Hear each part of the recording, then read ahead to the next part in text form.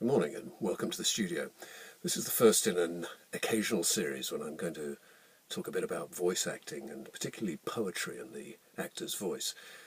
Like many of us who are actors, and voice actors in particular, I spend a lot of my day speaking other people's words into a microphone, and for some time now I've been in the habit of starting my studio day by reading a poem aloud. It's a really useful discipline. In many ways it couldn't be more different to the work that I'm about to do usually.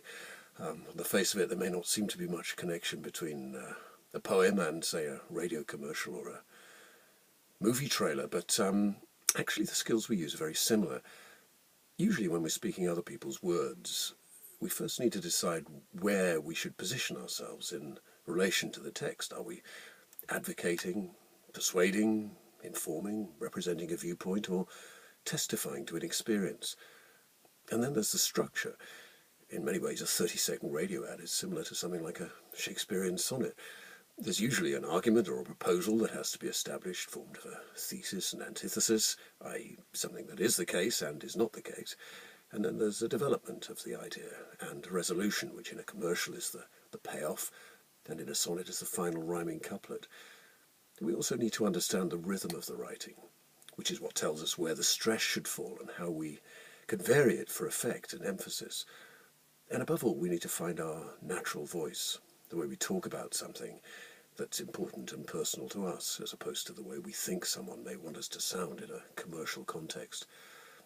So anyway, I'm starting today with a short poem by Ben Jonson, the English poet and dramatist who lived and worked in London in the decades either side of 1600, which meant he was an almost exact contemporary of Shakespeare, his sometime friend and rival. He too wrote quite a few plays, of course, but he's even more prolific as a poet. This is my old edition of Ben Jonson's complete poems, quite a tome, as you can see. We don't know a huge amount about Ben Jonson's life, but we do know he and his wife lost two children, at least two children, in infancy.